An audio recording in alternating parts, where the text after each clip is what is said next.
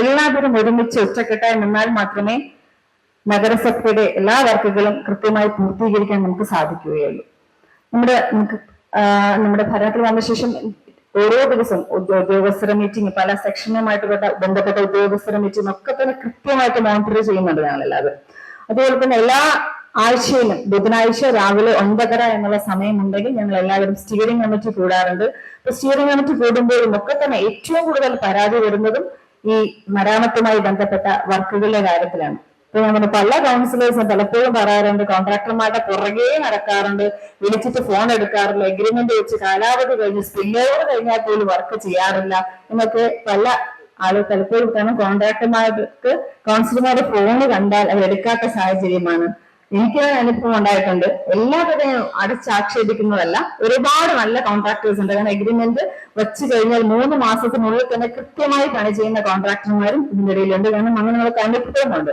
പക്ഷെ ചിലവർ അങ്ങനെയല്ല. കഴിഞ്ഞ തവണ ഞാൻ പാപ്പനംകുടി വാർഡിന്റെ കൗൺസിലർ ആയിരുന്നു. ആ സമയത്ത് ഒരു വർക്ക് ചെയ്യാൻ, അതായത് സ്പില്ലോവറും കഴിഞ്ഞ് എന്നിട്ട് ചെയ്യാൻ പലതവണ ഒരുപാട് ആളുകൾ വീണു. അവിടെ ആക്സിഡന്റ് വെച്ച് പലവരെയും ഹോസ്പിറ്റലിൽ കൊണ്ടുപോകേണ്ട സാഹചര്യം ഉണ്ടായി.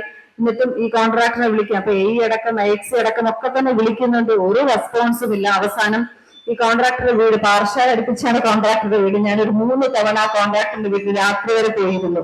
എന്നിട്ട് പോലും ചെയ്യാത്ത സാഹചര്യം. വന്നിരിക്കുമ്പോ പറയും, ആ വീട്ടിൽ പോയിരിക്കുമ്പോ പറയും എന്തായാലും തിങ്കളാഴ്ച അല്ലെങ്കിൽ ചൊവ്വാഴ്ച വന്ന് ചെയ്യും എന്ന് പറയും. ഈ തിങ്കളാഴ്ചയും ചൊവ്വാഴ്ചയും ഒക്കെ തന്നെ ഈ കോൺട്രാക്ടറെ ഞങ്ങൾ പ്രതീക്ഷിച്ചിരിക്കും, വരാറില്ല.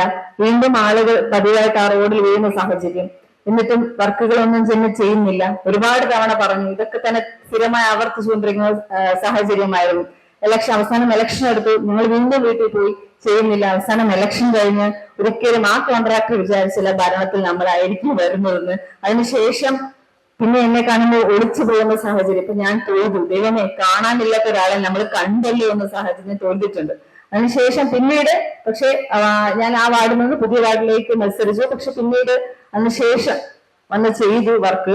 ഞാനിത് പറയുന്ന ഒരു ഉദാഹരണം മാത്രമാണ് എനിക്ക് സംഭവിച്ച ഉദാഹരണം. ഇതുപോലെ നിരവധിയായിട്ടുള്ള കൗൺസിലേഴ്സിന് സംഭവിച്ചിട്ടുണ്ട്, ഇപ്പോഴും സംഭവിച്ചുകൊണ്ടിരിക്കുകയാണ്. പലവരും വർക്ക് എടുത്തിട്ട് ചെയ്യാത്ത സാഹചര്യമാണ്. നിങ്ങൾക്കും കാരണം എക്സ്ക്യൂസസ് ഒരുപാടുണ്ടാവും. ചിലപ്പോൾ ബില്ലിന്റെ വിഷയമായിരിക്കും. ചില കോൺട്രാക്ടേഴ്സ് 10ഉം 20ഉം വർക്കുകൾ എടുത്തിട്ട് ഒരു വാടിപ്പോലും ചെയ്യാത്ത കോൺട്രാക്ടർമാരുണ്ട്. നമുക്ക് ഇവിടെ ഇരിക്കുന്ന വേദിയിലിരിക്കുന്ന കൗൺസിലേഴ്സിനും സ്റ്റാൻഡിംഗ് കമ്മിറ്റി ചെയർപേഴ്സൺസിനും ഒക്കെ തന്നെ അനുഭവമുണ്ട്.